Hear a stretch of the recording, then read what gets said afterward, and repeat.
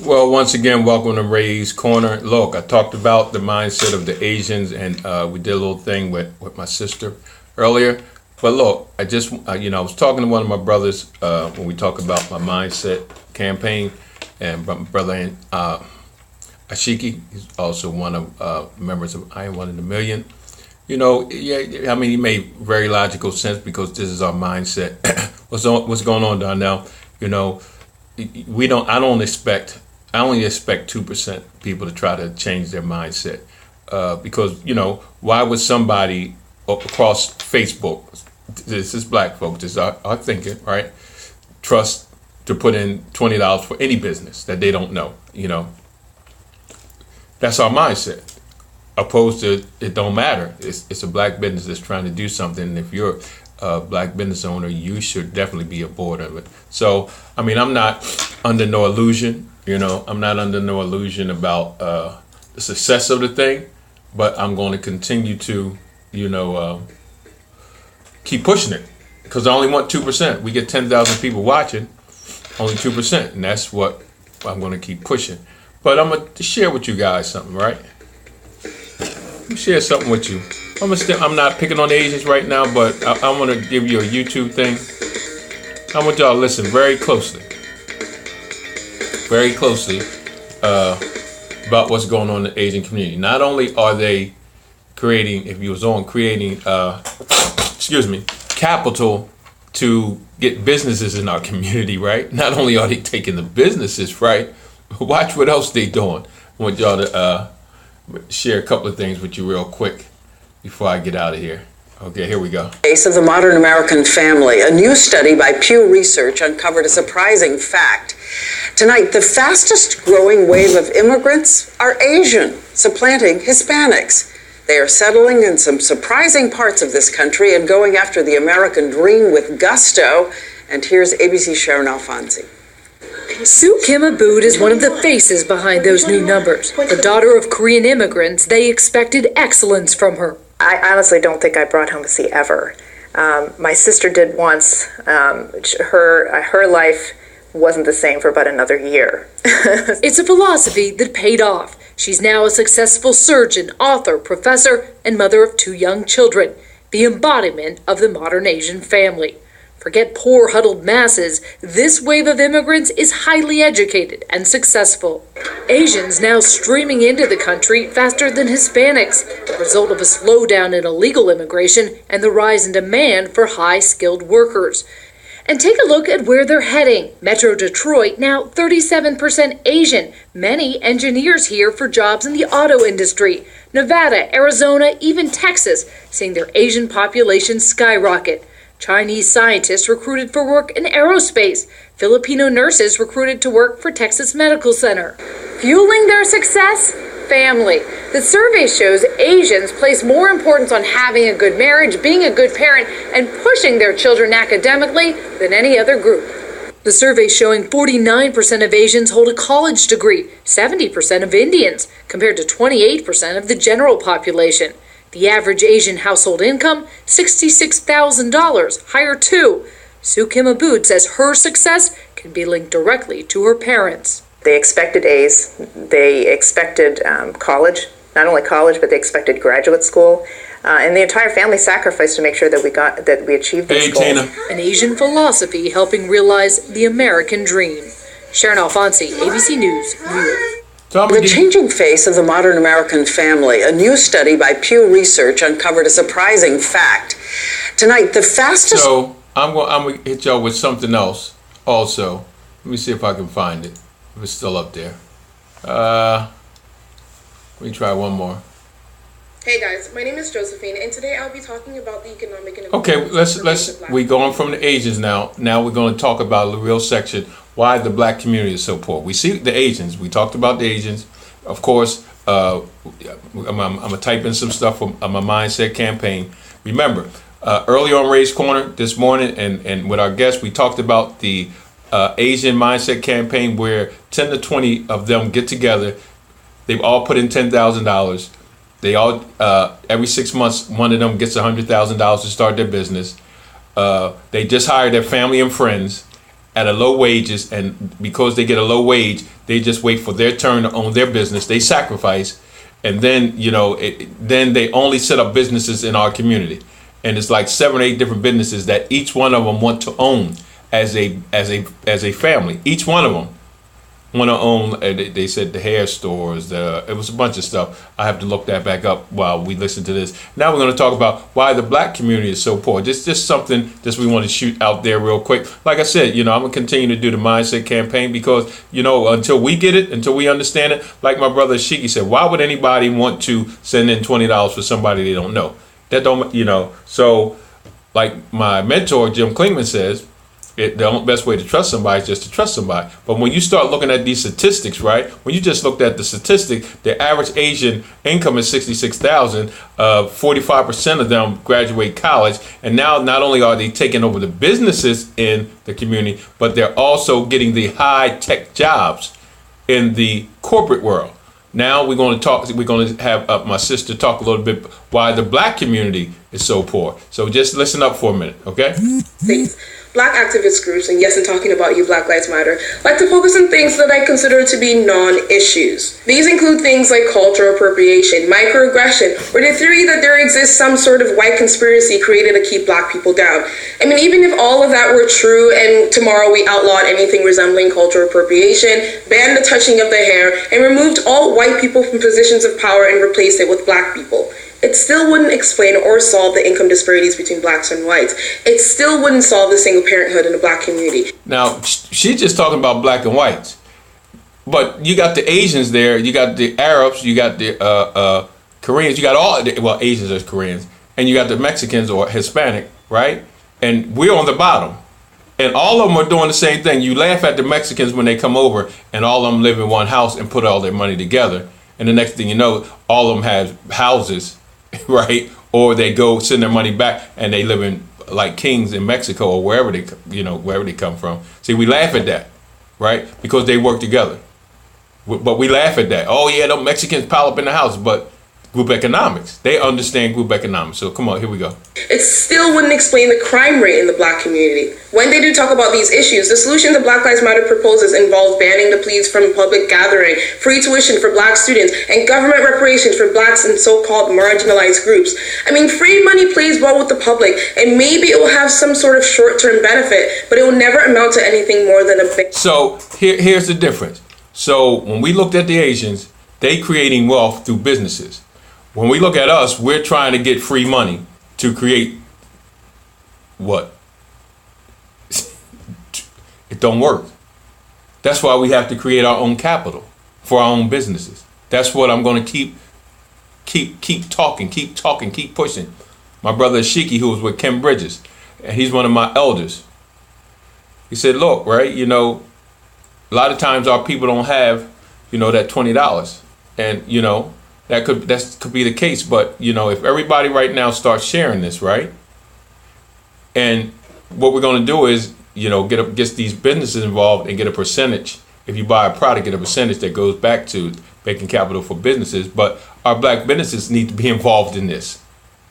We get 20 black businesses involved in this, then guess what? We will help raise capital, not just for those 20 black businesses, but for other businesses that keep coming along. We can make this a national movement. You know what I'm saying? We don't have to do the 10,000 like them, but if we start off small and just show that it works and it starts steamrolling. I need all y'all to share this right now. Share this. So let's get back to why the black community is so poor. Band-aid solution. Now, in the United States, black people as a whole make significantly less money than other races.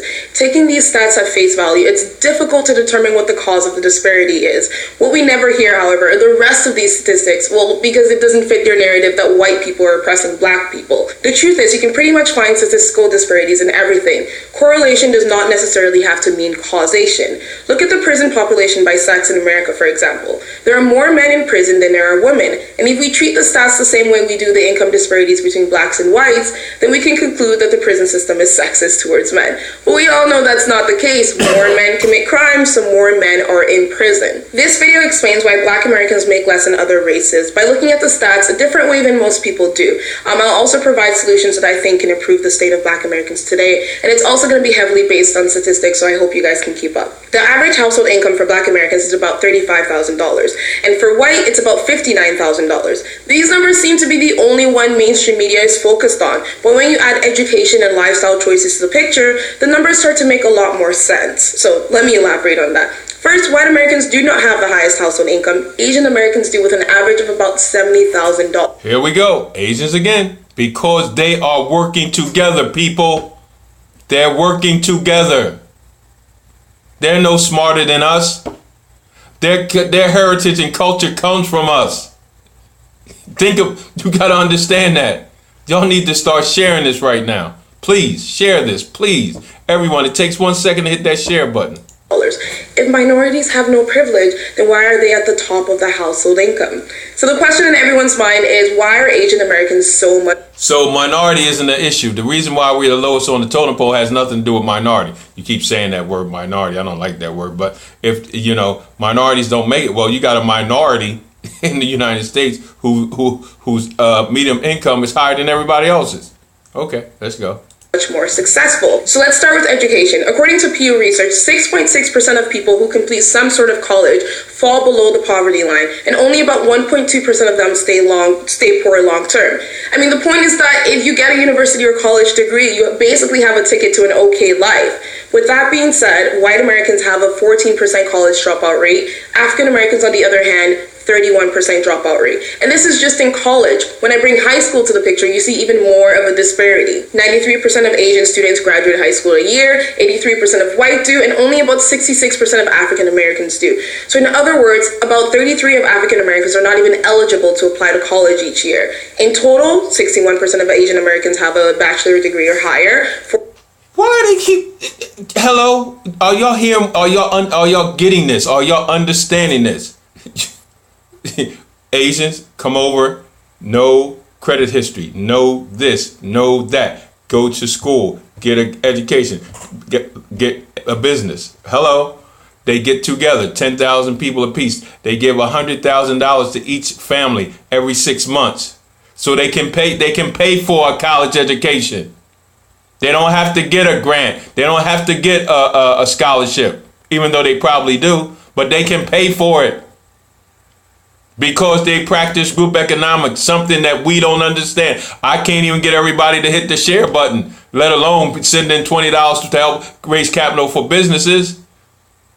This is not making no sense, people. Let's keep reading. Let's keep listening. 41% of whites do, and only about 22% of black Americans do. I mean, the gap between these numbers go a big way in explaining the income disparities between each race. Now, if you still think racism is the reason why black Americans are not doing so well, let's break down black Americans to ethnicity. The average household income in the United States is roughly $51,000. Nigerian Americans, on the other hand, their income is about $62,000 a year. They have a much lower dropout rate, and 17%... Now, these are Nigerians. They're African like us.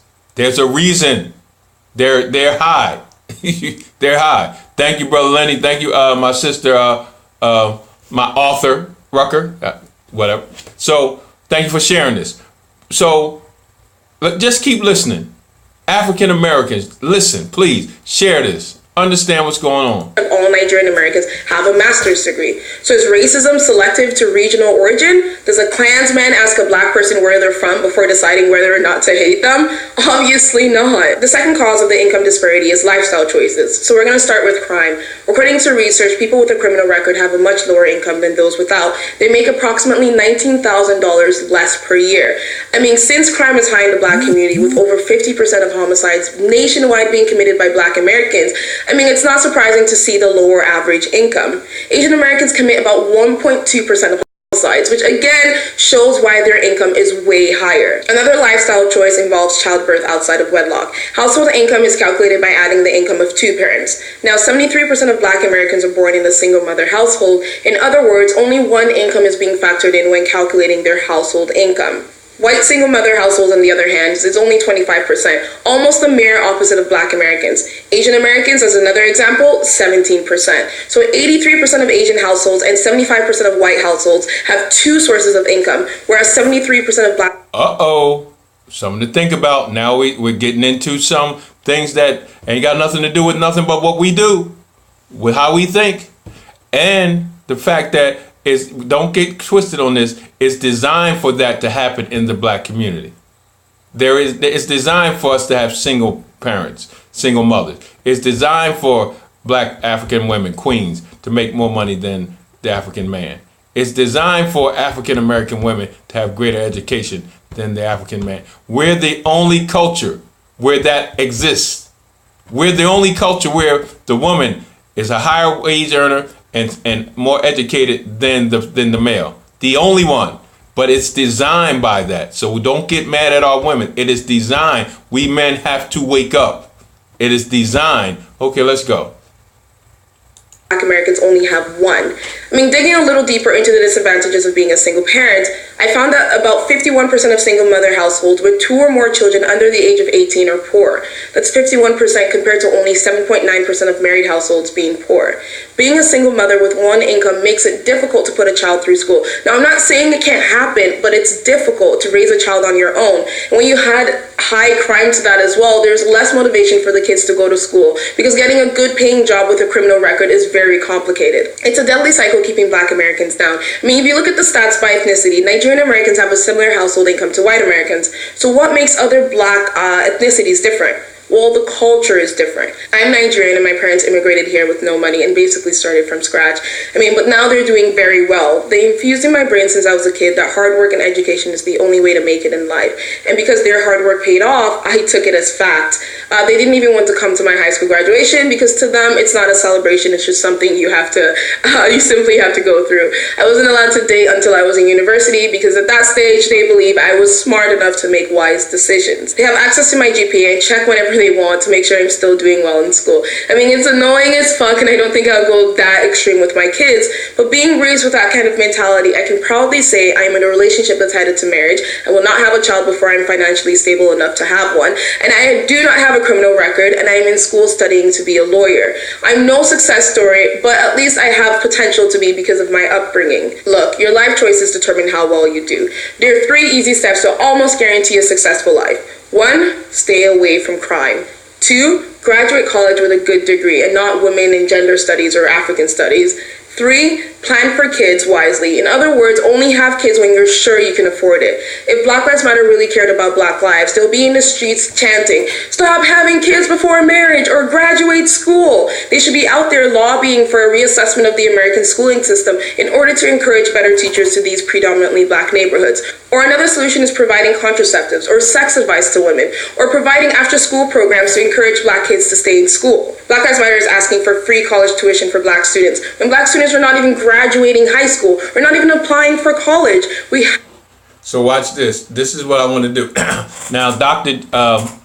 Wilson, this is what she wrote. This is what she wrote. I want y'all to listen real closely to this. Okay? This is how the black community, this is how we got to start thinking. This is how we stop believing the lie. We stop believing the media lie. These are some of the things that we need to do. Okay. Those of y'all that know Dr. Wilson, she died last year, the year before, I want to say. But she real knowledgeable, radical. But here, this is all the things she said. This should be our national anthem. Here we go. Stop name calling one another. Stop gossiping about one another. Stop squabbling with one another. Stop snitching on one another, informing on one another for reasons of personal gain. Stop cussing one another. Stop being discourteous to one another.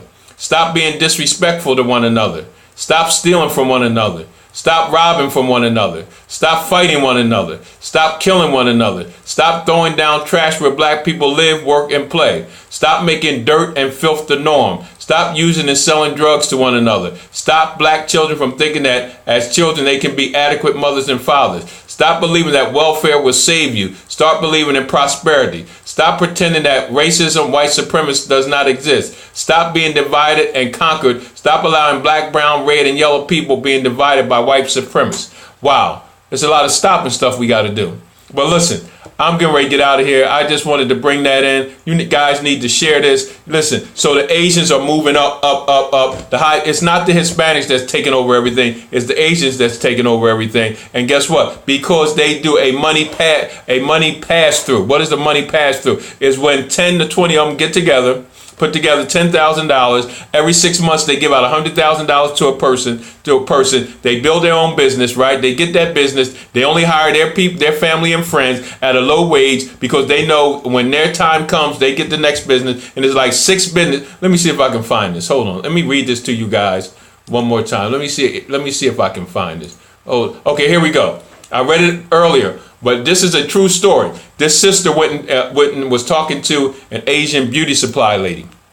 She owned an Asian beauty supply store. Okay, so this is what she asked the question, and this is what the Asian lady answered. Listen real carefully. Okay, y'all need to share this, and let me show you. Let me tell you why Ray's Corner has been talking about the mindset campaign, and you're thinking that I'm begging for money for Exodus House or for these other businesses. No, I'm not. It's a principle. They got the principle. So what? Listen to this. A few nights ago, she asked, we're talking about the sister. A few nights ago, she asked an Asian beauty supply owner, how do they get loans to open businesses throughout our communities? She was wondering if they get special loans from the government. Well, the lady put her on and respectfully told her they do a money passing rotation. A money passing rotation. This is a mindset thing. In order to be a part of a money passing rotation, you have to have the mindset to want to do it. This is why I'm calling this a mindset campaign. You have to have the mindset to know that when your time comes, okay, listen to this. Money passing rotation, where a group of 10 to 20 of them pool and average about 10 grand each. She says every 6 months, each person gets about 100,000 from the pot to start the business. We can't do 20, we can't do 50, we can't do 100. They can put together 10 to 20 people can put together $10,000. It's a mindset. It's economical development. When I keep telling y'all about economical development, it's not just developing a business. It's developing a mindset that create economical power, that create economical opportunity. So watch this. They got a mindset. Economical development is creating economical power. They got money, and it created economical opportunity where they get $100,000 to open a business. Bam! It don't get no simpler than that, people. Let me keep reading. Now, after they start to watch this, they must pay back into the pot when the business is established. So they understand, whoa, I'm not just going to get this money and just go away and just forget about it. See, I've had some people that came under my PI program, and they're supposed to have stay with me. No, they start making a little money, and they go off and do their own thing. That's what I'm talking about. Instead of us being able to monopolize something, we want to take that little money, that crumbs that we get and that thinks a lot, and we want to go out and do our own thing. It don't work like that. We got to stay together. So let's watch this. They must pay back into the pot when the business is established. She explained this is how they support and help each other. They don't need no loans. They don't need to go to the bank. They don't need none of that stuff. Because they support and help each other. All right, let's keep going. They only hire family and friends who all work for low wages till it's their time to get their own business. Sacrifice. They don't come in there wanting, look, man, you need to pay me $20, $30. You need to give me more money. Man, I ain't doing all this work. I ain't doing all. Yeah, that's us. They go in there and work hard because they know once they get that business established and up and running, guess what? It's their turn next. So it's to their advantage. It's to their advantage to work hard and long at low wages because you get it on the back end. Okay, here we go. Here's the plan. This is the plan. Then I'm going to get out of here. Here's the plan. The plan is for all 10 to 20 of them to have, watch this. Notice we talk about 5 sources of income, right? Watch this.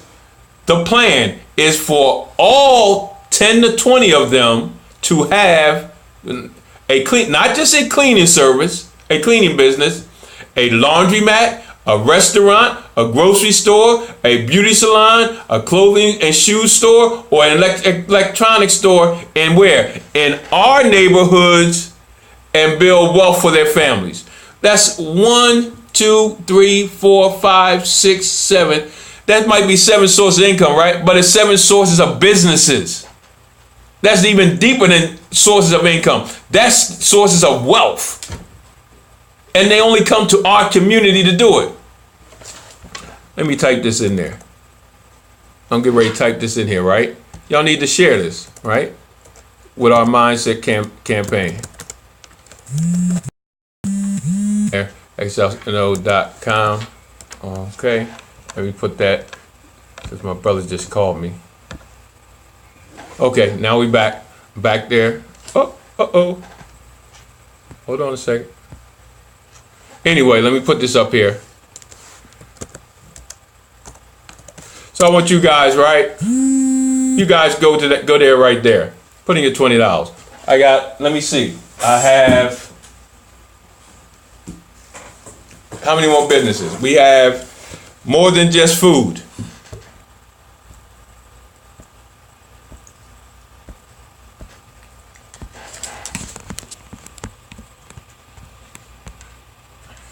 Okay, let me do this real quick so we can get off.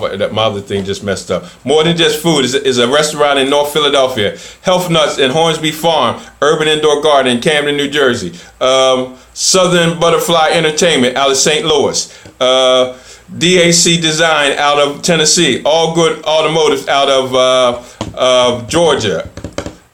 Lawrenceville, Georgia. Exodus House Share Living Program. That's me. That's out of New Orleans, and even though I'm in Atlanta. But listen, so those are some of the business. If you want to be a part of that, look, also, come on, be a part of that. Be a part of that. Give me your name, inbox me. Look, go to that webpage, $20. If everybody else can do it but us, they're creating businesses. They're creating wealth in our communities and taking away from us. Peace out. Holla.